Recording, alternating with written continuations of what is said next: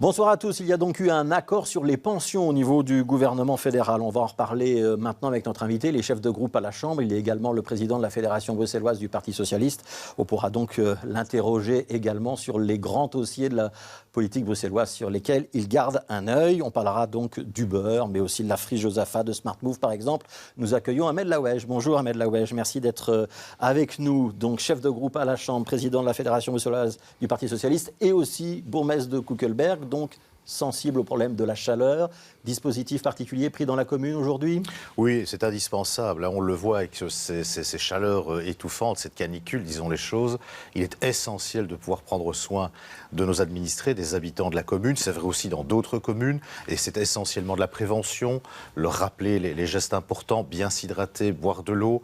Et puis surtout, s'il y a la moindre difficulté, composer un numéro vert. Il y en a dans de nombreuses communes comme la nôtre. Je le rappelle pour les Koekelbergeois qui nous écoutent, le 0800 85 903 ou le 112, et en particulier pour les personnes âgées qui auront à leur disposition une salle climatisée où ils pourront venir se rafraîchir si nécessaire. Donc l'inverse d'un chauffoir pendant l'hiver, donc un endroit pour se rafraîchir pendant l'été. Tout à fait, avec un système de navettes pour les transporter, c'est ce que nous mettons à disposition, plus toute une série d'autres soutiens. Il suffit d'appeler ce numéro vert et alors les services communaux seront à disposition. Alors on peut le redonner, c'est le 0800 85 903. 903 absolument, ou le 112 dans l'hypothèse où le numéro n'est pas joignable parce que par exemple on téléphonerait de nuit. Alors la grande information de la nuit dernière, c'est évidemment cet accord au sein de la majorité fédérale, au sein du gouvernement Vivaldi sur les pensions. C'est une montagne qui accouche d'une souris, cet accord ou pas? C'est un accord qui va dans le bon sens et je veux saluer le travail et l'abnégation de Karine Lallieu qui s'est battue seule contre tous. Donc c'est la ministre des Pensions. La ministre des Pensions, il faut dire les choses, avec le soutien de Pierre-Yves Dermagne. Ouais. Mais nous étions vraiment seuls pour défendre les droits des travailleurs. Les écolos n'ont pas défendu avec vous? Je dis vraiment ce que je pense, c'est qu'à un certain moment, on s'est vraiment retrouvé seul face à une déferlante de droite qui voulait rogner sur les droits des travailleurs, rogner sur les droits des pensionnés. Et nous avons préservé, avec cette réforme, les droits fondamentaux. D'abord, pour avoir une pension minimum digne, qui passera à 1 630 € à l'horizon 2024. C'est fondamental, c'est consolidé, c'est très important. De faire en sorte aussi que l'accès à cette pension minimum puisse être accessible avec une durée, je dirais, de travail effectif qui ne se comptera pas en années, mais en jours. C'est très important, c'est très positif. Et surtout, une meilleure prise en considération du temps partiel, qui, comme vous le savez, touche énormément les femmes, et avec la résorption de certaines inégalités qui touchaient les femmes. Oui. Alors justement, ça se compte en jours. Donc il faudra 5000 jours de travail effectif pour avoir le droit à la pension minimale complète. 5000 jours de travail effectif, si je ne me trompe pas, ça correspond à 16 années de carrière. Tout à fait. On parle de 20 ans si on est sur des carrières à 4/5e. Le PS avait dit 10 années. Donc 16 années, c'est un compromis? Alors évidemment, on avait face à nous un mur. Je rappelle que certains voulaient. Donc ça veut dire que vous avez quand même dû revoir votre demande à la baisse. Donc, ce qui est important, c'est qu'il y a à la fois un régime, je dirais, tel que vous venez de le dire, et puis un régime beaucoup plus souple pour le temps partiel, ce qui nous permettra de pouvoir, et en particulier donc le travail des femmes ou les travailleuses féminines, ça nous permettra aussi dans certains cas de rendre possible déjà cet accès à la pension minimum, non pas après 16 ans de travail effectif se compte en jours, mais après 10 ans dans un certain nombre de situations qui aujourd'hui sont couvertes alors qu'elles ne l'étaient pas. Ouais. Donc on va préciser, le congé maternité, le congé allaitement, les congés pour invalidité, ça sera considéré comme du temps plein. Tout à fait, absolument. Donc ça, c'est comptabilisé les congés de maternité, de paternité, d'allaitement, jours. Tout ça pourrait être considéré. Ça n'était pas sur la table au départ. Nous nous sommes battus comme socialistes pour l'obtenir et c'est aujourd'hui une chose qui s'est concrétisée. Le régime spécial à la SNCB ou chez les militaires ou l'idée qu'on pourrait prendre des pensions à temps partiel, donc continuer à travailler un petit peu et continuer à être à temps partiel en pension, c'est renvoyé aux partenaires sociaux?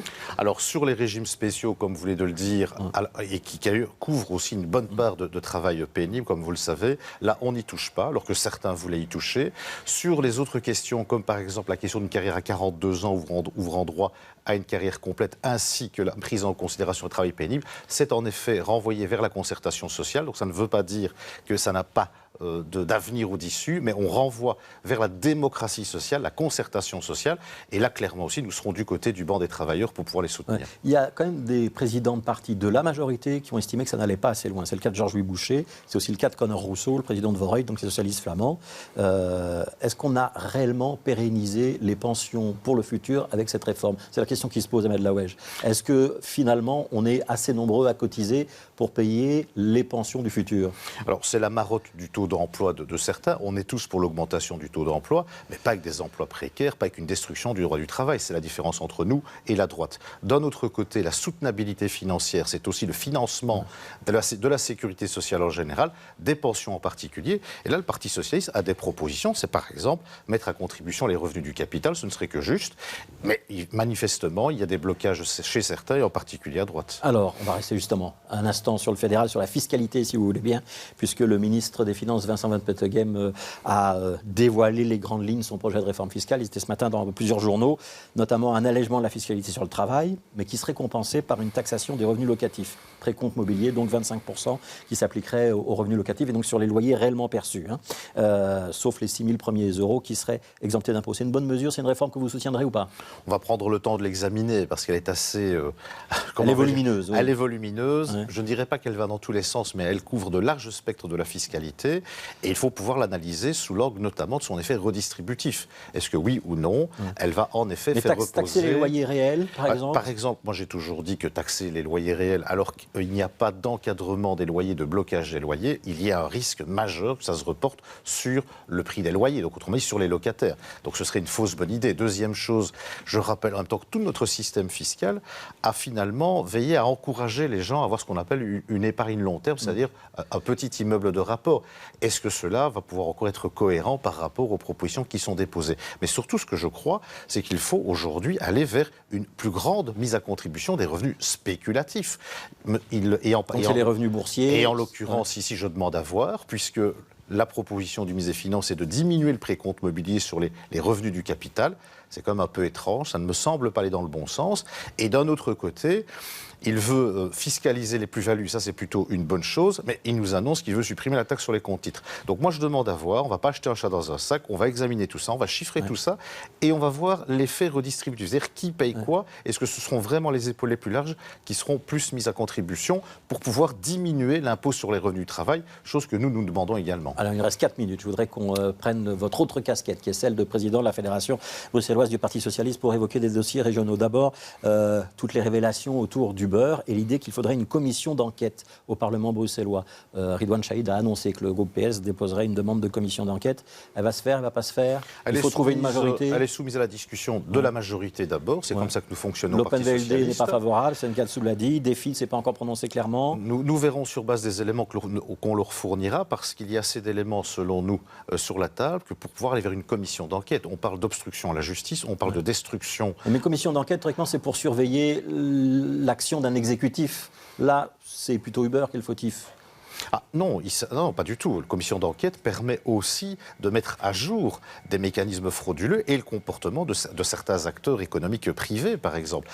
Prenez les Panama Papers que j'ai présidé, une commission spéciale qui s'est transformée en commission d'enquête. On a auditionné les banques, on a auditionné les conseils fiscaux. Donc là, vous tenez à une commission d'enquête au Parlement bruxellois sur Uber. C'est important parce que ça nous permettra finalement de dire que Bruxelles, la région bruxelloise, et de manière plus générale, la Belgique, ça n'est pas un torchon sur lequel on s'essuie les pieds. Il faut se rendre compte de ce dont on parle quand même ici. C'est des détectives privés pour enquêter sur des concurrents, sur des ministres, obstruction à la justice, destruction de preuves, fausse manifestation. C'est de ça dont on parle. Donc c'est des choses extrêmement graves du point de vue de la démocratie et c'est la raison pour laquelle nous pensons qu'une commission d'enquête est le meilleur véhicule.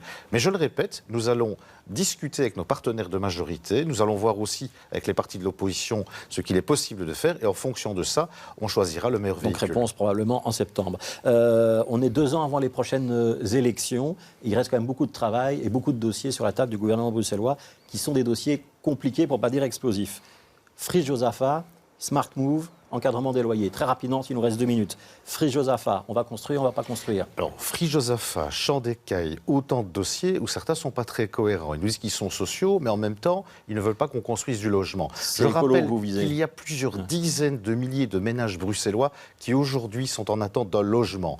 Il y en a d'autres qui sont dans des logements qui sont impayables parce que le marché n'a pas de scrupules et met des loyers très hauts parfois pour louer des donc taudis. On va construire Frisch Josaphat. Il faut construire, il faut aussi Vous allez fâcher mollo, hein. Non, ça veut dire qu'il y a un dossier qui est bien charpenté, qui est passé en première lecture en gouvernement, donc autrement dit un dossier qui a déjà été négocié, qui permet de préserver 67% d'espaces verts, dont de la biodiversité, en construisant quelques logements, eh bien même ça manifestement c'est trop pour certains. Donc moi je dis attention à ne pas être l'otage de certains groupes radicaux qui ne veulent plus de logements, quel que soit l'espace qu'on leur propose. Ça veut dire quoi? Ça veut dire que nous voulons, nous, le respect des accords, et nous voulons rappeler en même temps qu'on ne peut pas se prétendre social d'un côté et s'opposer à des plans qui vont permettre à des Bruxelloises et des Bruxellois de pouvoir vivre dignement dans un logement, qu'il soit construit ou rénové. Alors, Smart Move, est-ce que ça va revenir sur la table du gouvernement? Est-ce que ce projet, qui n'a pas les faveurs ni de la région wallonne ni de la région flamande, peut avoir encore une existence à Bruxelles où il faut le ranger? C'est la première chose. Bruxelles n'est pas une île. Je rappelle que les Wallons, notamment, nous ont soutenus pour refinancer Bruxelles. Je ne voudrais pas leur adresser un camouflet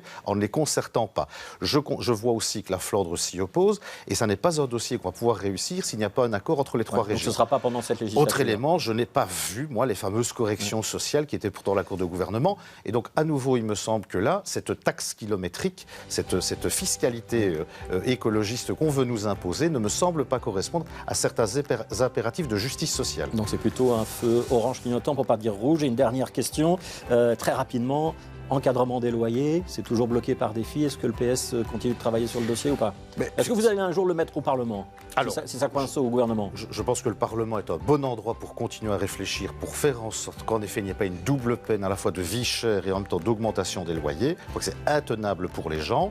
Et l'argument qui est de dire oui mais attention, les revenus sont indexés donc ça peut leur permettre de payer l'augmentation des loyers. Mais vous passerez en face au Parlement pour contenir le gouvernement? Je suis du genre à vouloir promouvoir le Parlement quand il est une force de proposition et de créer des espaces de discussion avec des solutions créatives dans lesquelles tout le monde peut se retrouver. Mais en même temps, de penser qu'on va pouvoir laisser les choses filer de cette manière, alors qu'on a des locataires aujourd'hui qui sont en souffrance, il ne faut pas compter sur le PS pour ça. Donc nous allons continuer à faire des propositions.